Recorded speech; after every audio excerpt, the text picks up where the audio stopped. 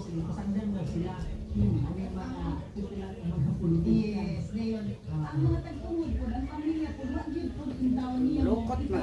ikapiyansa, na diin maglubos mong ganit buaw, nagto sa atong mga PDL, tungod kay wala ganit pamiliti, nagto kadulong sa maong kanyang kuan, jail. Oh. So, wala na emosyonal nga nahitabo, dito mismo sa Pagadian City Jail, kani atong kita na nagpakbo sila sa kalipay, no? Ngayon, dito po to ang inahan sa ito ang First Lady ilang si Fernandez kaya kanang aktibo kayo siya sa mga charity works sa asa, labi na din sa syudad sa Pagadian na iyang anak mismo ang First Lady, ugangan siya ni Mayor Samito. Yes, bawa na manaygal ang pagservisyo sa first family ng Katbayan sa Pagadian sa mga atawhan. Bawa na kung sa ilaha, Hi, go. Pwede pa kumalaw po ito. Mabuti na po na guys. May nag-acquired na.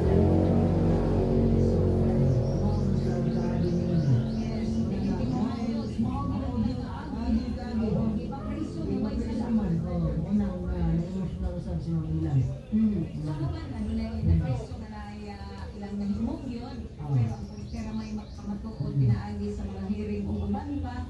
But then, kanang ang tao na adunay himog yun, adunay may pagbago o kung ang ato ang paglingon lamang, ang ato ang yun ipaubos ang garbo o magamit dito sa labang magaligaw. So, kato, mga PDLs doon sa persons deprived of liberty na nakagawas sa lalataman ni First Lady ilang-ilang kuan kanang tulang kong gawag na sa inyong pamilya, hugot na inyong pagbago o inyong hulipan ang mga panahon na diin adunay may dakong kapuwang o dakong kasalaanan sa inyong pamilya. yes, kay magbago na yun. Tungod kay moto nga tagaan sa personal money para pampiyansa. Pampiyansa naman ng ligo lang.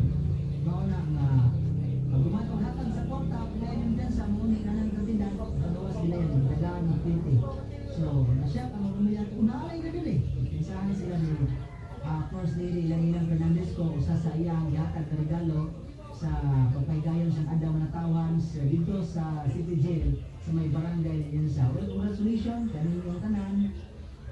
So,